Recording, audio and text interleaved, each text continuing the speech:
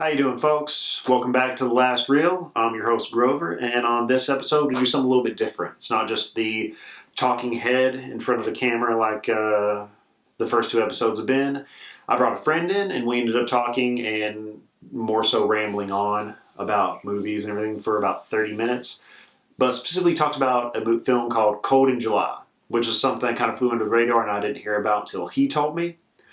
So we talked about that for a while and tried to do some different stuff with some camera angles, but it didn't really work out too well. So the entire thing is kind of a standard Kevin Smith two-shot, if you watched any of his early movies, and his movies still.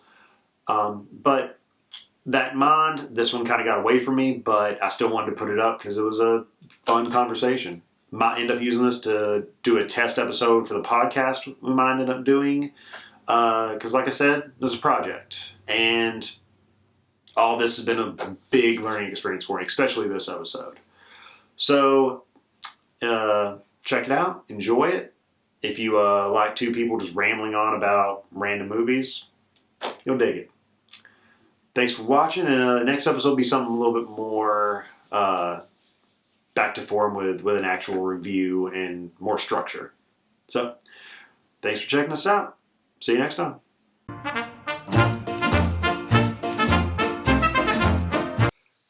How you doing, folks, and welcome back to The Last Reel. This week, we're doing a kind of a guest thing where we have one of my friends come in, talk about one of the movies they like. I am one of his friends. My name's Jeremy Bishop. I generally hang out with this guy a lot. And I also appear on a podcast called Mass Listeria. So, if you want to go check that out, if you watch this video, you can do that. They're on the Apple Podcast app, so they're all fancy. Ooh, yeah. Unlike me on YouTube, owned by Google. Will Apple ever put out their own version of YouTube? I mean, does it already exist and I just don't know about it? No, because the videos people put up were not up to their brave and courageous quality standards. I say that as I have an iPad in front of me. It's good that Google doesn't have those qualms. And today we're doing a guest choice of a movie where we look at a movie that might have been looked over in the past few years and go into it and hopefully recommend some stuff that you guys like and turn you on to some stuff. So today, and just in general, turn you on. So, I mean, I don't want to take the shirt off because I'm afraid that it's going to scare people out there. I figured we'd do that on the Roadhouse amazing episode. Physique. So I'm just going to try to titillate you with my words today. And Michael C. Hall's awesome mullet. Yes, correct.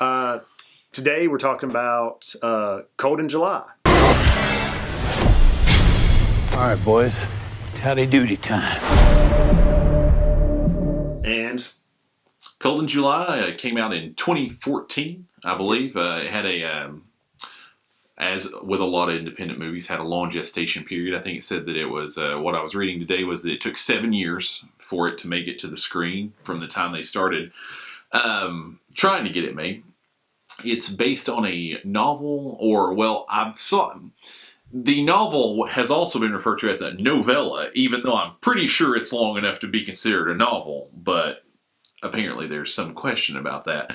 But it's a novel or novella by Joe R. Lansdale, who also people might be familiar with because of primarily Bubba Hotep, which is, of course, one of my favorite movies. And I'm sure a lot of people that will be watching this are fans of Bubba Hotep. So Joe R. Lansdale wrote the short story for Bubba Hotep and wrote the story Cold in July, which this movie is based on. So the movie stars Michael C. Hall, Sam Shepard, and Don Johnson. It is written by Nick D'Amici and Jim Mickle and directed by Jim Mickle. And of course, there's even more Lansdale connection there because now if you've watched the television show Hap and Leonard on the Sundance Channel, that's also being done by Nick D'Amici and Jim Mickle.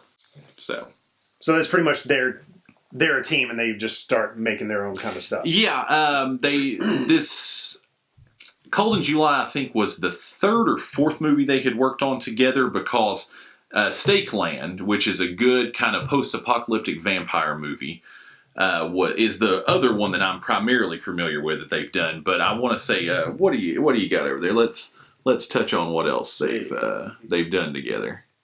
I don't want to leave anything out.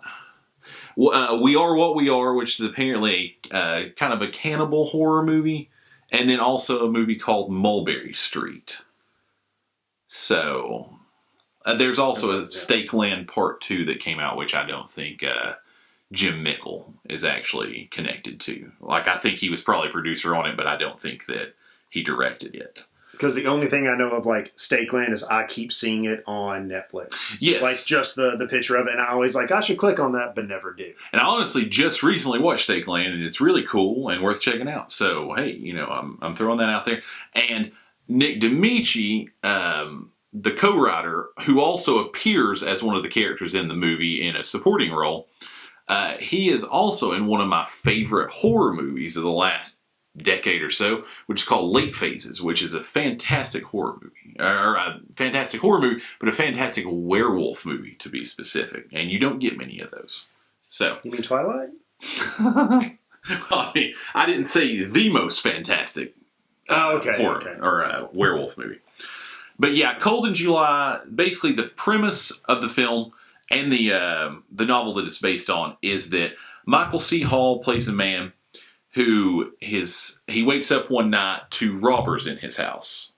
It is at night, correct? I can't really remember the first. Yeah. Wakes up, basically a dude gets killed in his house. Michael C. Hall kills one of the robbers. Turns out that I think it's only one robber. Okay. Yeah. Maybe it's in the story then, because I get the novel and the movie mixed up because I've read the book and also seen the movie, so maybe in the book there's multiple robbers. But anyway, nonetheless, robber gets killed. It turns out that the robber's dad is crazy, who is played by Sam Shepard. And the robber's dad decides that he is going to make Michael C. Hall's life a living hell. That's the setup for the movie. Of course, what you end up finding out, this isn't really giving away too much, is that the guy that gets killed isn't actually Sam Shepard's son. Because Sam Shepard's son is kind of an FBI undercover agent, or not really an undercover, a CI. That's what would be using my shield terminology there, a criminal informant. You're welcome. And throughout what ends up happening is Michael C. Hall and Sam Shepard kind of join forces to figure out what in the hell's going on, and then of course the always wonderful Don Johnson comes into the story and decides to help them. He plays a bail bondsman, correct? Yes. Yes. So he gets involved in the story, and it takes a lot of unexpected turns, which if you're familiar with Joe R. Lansdale's books and short stories, you know that's pretty common for his books. That's one of the reasons I like him so much as an author, is because you can't really ever tell what you're getting into. You know, you get a story about Elvis where he lived, and then there's a black JFK, they're fighting a mummy, you know, and then this, you get what's seemingly a straightforward story where it's going to be these two guys against each other, and then it turns into something totally different. Yeah. You know, where the two end up basically having to join forces to take down this whole other situation that you would never have seen coming. So, now, you've watched the movie more recently than I have, because you had never actually seen it. So you watched it, like 2 days ago? Yeah, I had your copy of it for about a year and never watched it. Which I didn't even realize you still had my copy. Yeah, it's in the living room. Because he recommended this movie to me about a year ago, gave me the Blu-ray, told me to watch it. It was great. All I saw was Michael C. Hall with like a ratty redneck mustache, and was like, yeah, when I get a chance and then have a movie night, I'll watch it. Just kind of set it on the shelf. And he also kind of has the Jose Canseco mullet, which if you're familiar with what that is, the Jose Canseco mullet is not like any other mullet. It's really when the hair is really kind of super short everywhere, but it's just got the really weird, like... It's like a rat tail that goes all the way across the ball. Yeah. Because upon my first viewing of the movie, it was... I got really interested in the first part of the story, and then it made a hard left. Yeah. And there's something like... couple questionable decisions by Michael C. Hall in the movie, but I still understood why he did them. Yeah. Because the entire first part of the movie, it's this Michael C. Hall shoots this guy in his house, and you really see him kind of deal with the entire range of emotions that would come with you actually killing somebody. Because it's not a situation where he shoots and he's like, yeah, I'm a Charles Bronson badass. No, he really has problems with it. This is not something he intended to do. He's the anti-Dexter. Yes. He's really like, loud noises kind of trigger him with stuff. Like, you see him going through all this stuff about shooting this guy in his house where he wants to know who he shot and what kind of guy he was. So the police come in and do an entire investigation and tell him that this guy's just been on a wanted list, does stuff like this, and it's better that he's gone out of the world.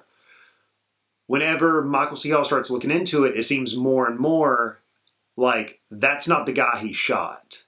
He sees a wanted poster up in the police station, and it's obviously not the guy he shot. And through his investigation, through looking into this, he ends up running into the supposed guy he shot's dad, who goes through this entire thing of just torturing Michael C. Hall and his family. Ends up coming into his getting into a crawl space, waiting on them to get home.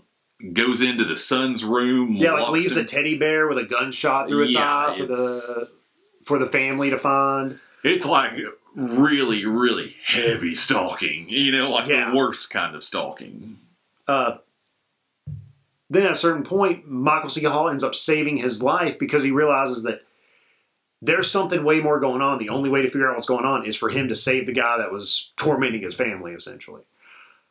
And through all this, they figure out that his son is alive, and they got to go on this other second half of this adventure, and which takes them into really shady business with the Dixie Mafia and just snuff films. You don't want to give away too much if you haven't seen it, but then in rides Don Johnson in a red convertible, and at that point, Don Johnson just takes over the damn movie. He's like the main character you want to watch. You get the idea that Don Johnson probably just showed up in that car. That was his own car. Yeah, it wasn't part of the movie originally, but he showed up driving it, so they just worked it in.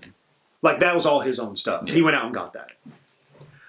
As far as it goes, it's just a really good kind of gritty crime movie with a character in Michael C. Hall that just has the standard, ordinary, boring life and gets just sick of it, and at a certain point just goes out on this adventure just to have one.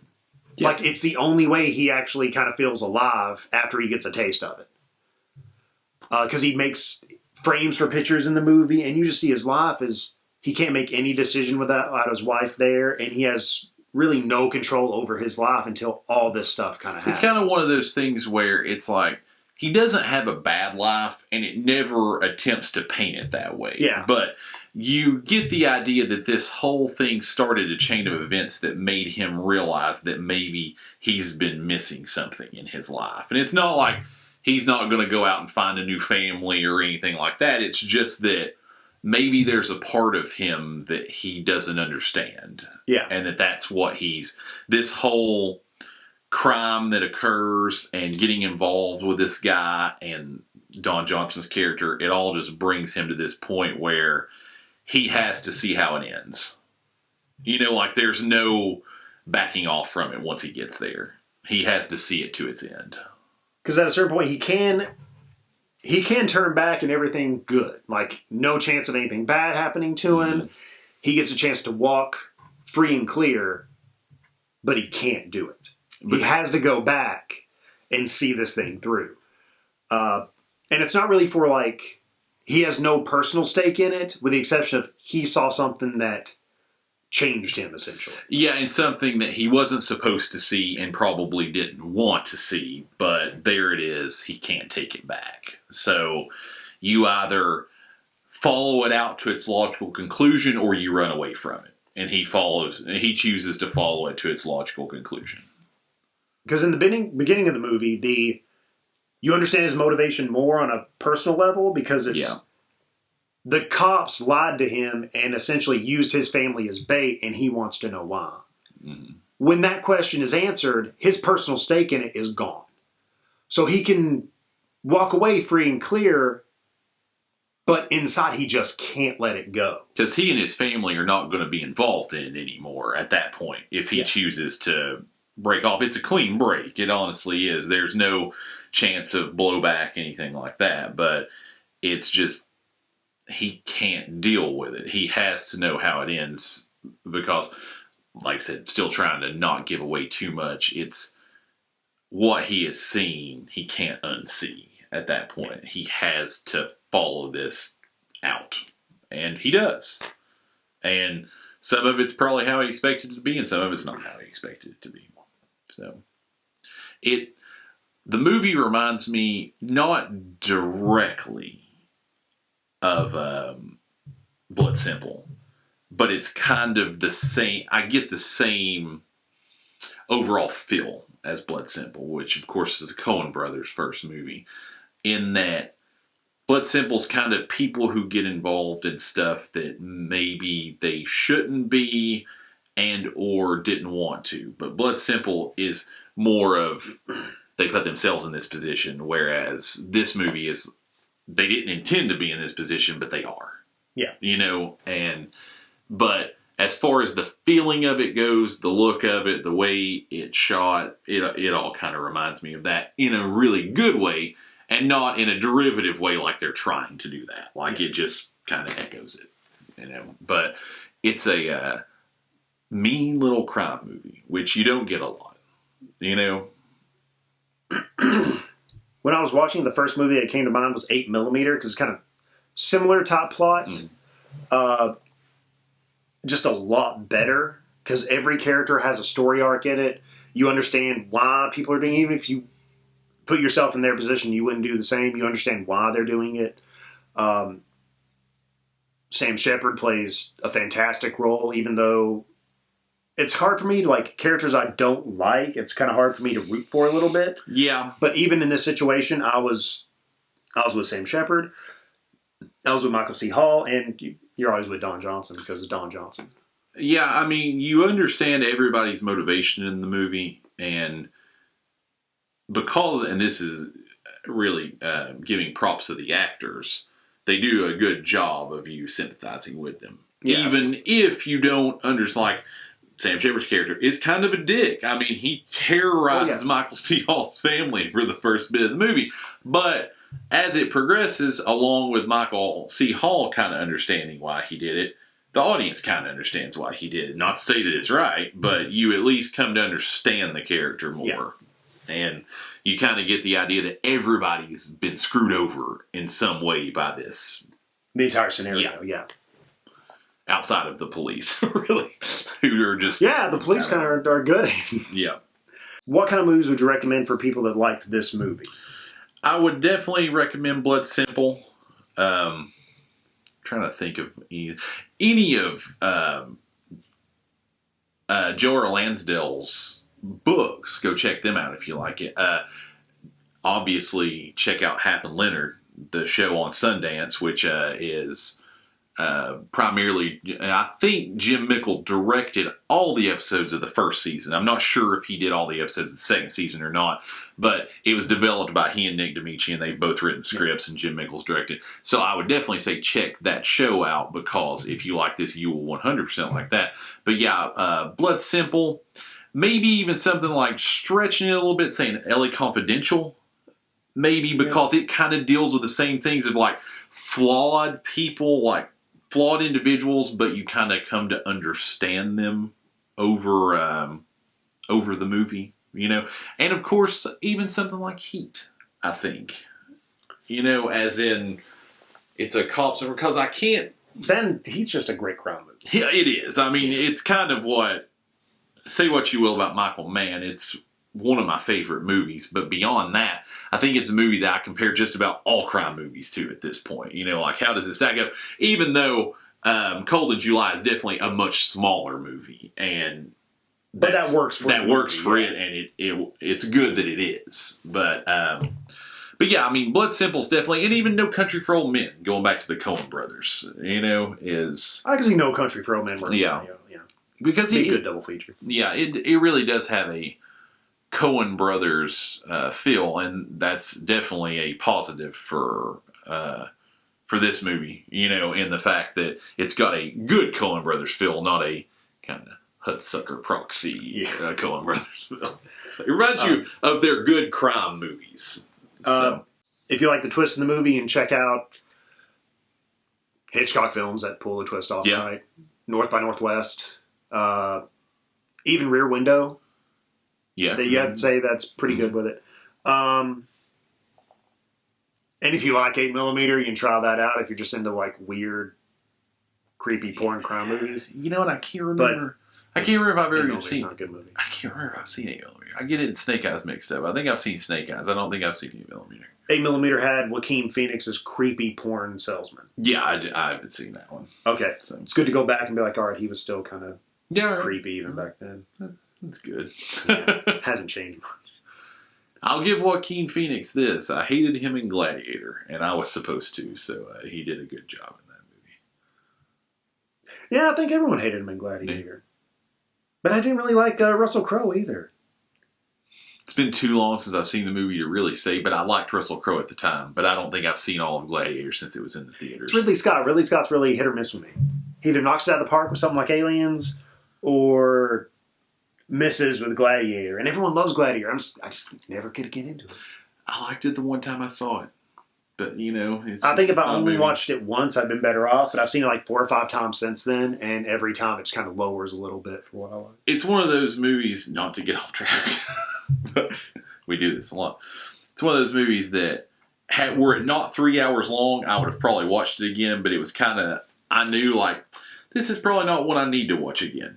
Yeah. I liked it just fine, but we'll save it. We'll keep it there, Because it's like, sometimes long movies, if you, like, for the Godfather, for instance, is fantastic. It never feels like it's 3 hours long. Yeah. However, certain other movies that are 3 hours long, even if I like them the first time, I watch them again and I'm like, oh, God, is this ever going to be over? We did sit through the Dark Knight trilogy marathon. Well, I didn't. Oh, wait, you just went there for the last one. I did, yeah. Oh, there was somebody else, and that just felt like it drug on forever. Now, the Cornetto trilogy, we went and saw. The Cornetto trilogy was just a great fantastic triple feature to watch. If you get the chance, go watch it as a triple feature. It was fun. Yeah. But all the movies, good length. Yeah. All of them different enough to you enjoy each of them. Mm-hmm. And The World's End caps off of that movie trilogy. Great. Yeah, and The World's End is a good movie, whereas The Dark Knight Rises, not a terrible movie, but it's 2 hours and 45 minutes long, and it's the lesser of the three. So yeah, when you go out on that, like, because the more I watch The World's End, the more I like it. Yeah. To the point where it's up there with Shaun of the Dead and Hot It's Fuzz. more of a grower. It wasn't the one that you immediately loved, but then the more you watch it, you're like, oh, this is just as good. Yeah, because every time you watch a Edgar Wright movie, you catch more stuff in it every time. I've watched Shaun of the Dead and Hot Fuzz so many times, I caught so much stuff in there, it just makes me like those movies more, to the point where I watched World's End for the first time, and I'm like, it was really good. I'm not sure if I like it as much as the other ones. Then I keep watching, I'm like, yes, I like them. Yeah. And now we're just getting off on Edgar Wright when we are trying to talk about Coen. That's fine. Baby Driver's coming out in a few weeks. So plan on doing an episode revolved around that. Yep, so that'd be good. But yeah, getting back to Cold in July, I would say if you like crime movies, check it out. If you like thrillers, check it out. If you like plot twists, movies that you don't know where they're going, check it out. It's got good performances all the way around.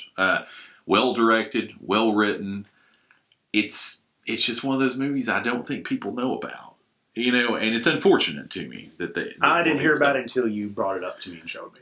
Yeah, and it really is. It's one of those that I knew about because I'm a fan of Joe R. Lansdale. Had I not known that, I don't even know if I would have known about it. So it really went under the radar. Didn't get a wide release. I know as of probably 6 to 8 months ago, it was on Netflix. I don't know if it still is or not, but obviously you can get it on DVD and Blu-ray. I'm sure you can rent it on Amazon, iTunes.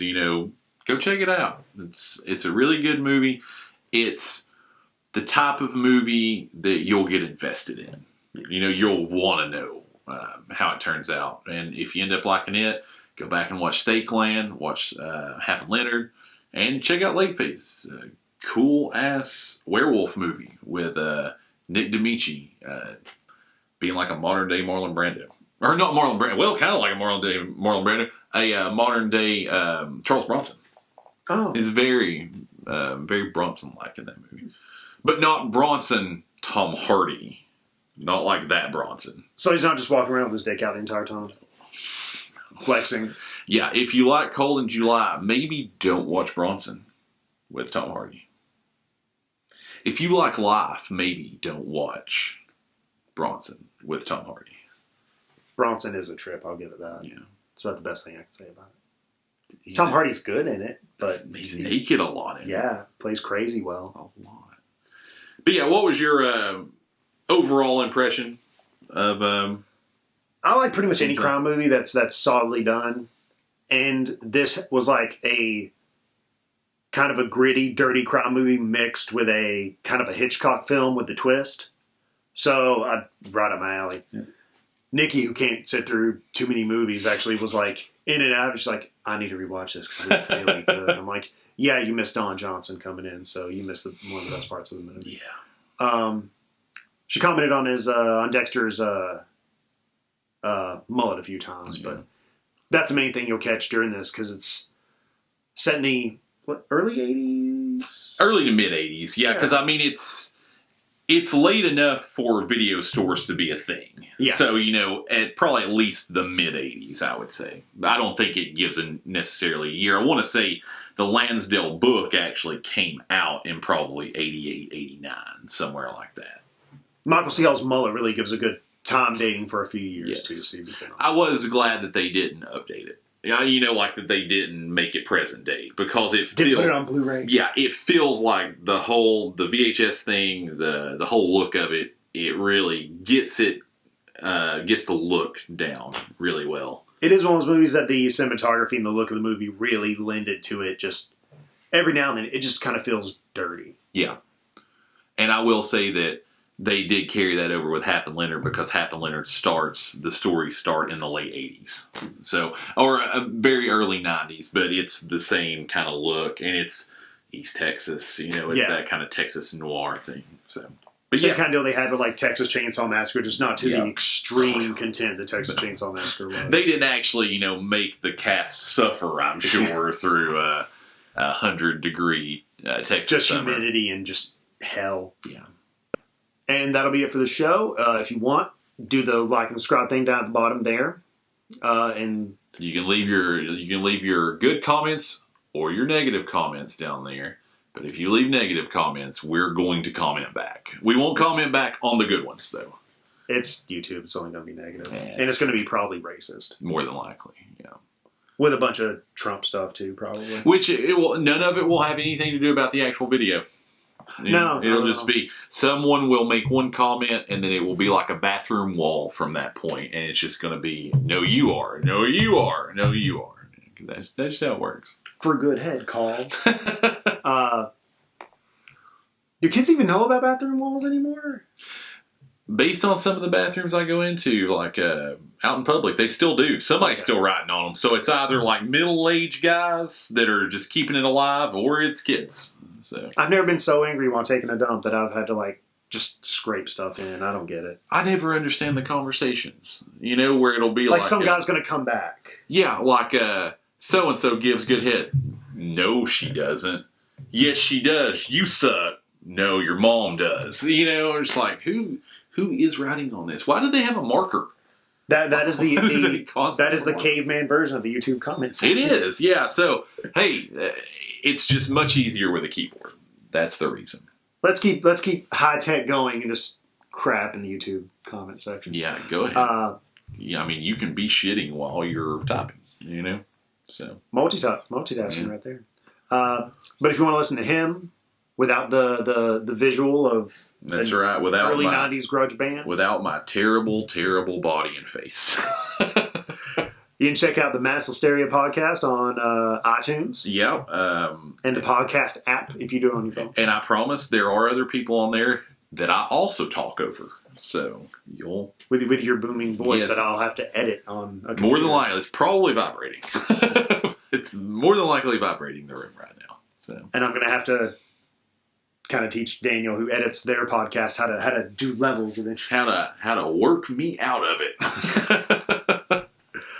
Well, we'll be back hopefully soon with a couple more reviews of stuff. And if you like the 2-person kind of setup, let me know. And like I said, it's a project, so tell me what you guys like. We'll try to work it in and get better each episode. So have a good night or day or whenever you watch this. I don't know. At this point, I'm just rambling, trying to find a good closer for this. So, yeah, that'd be about it. All right. See you next time.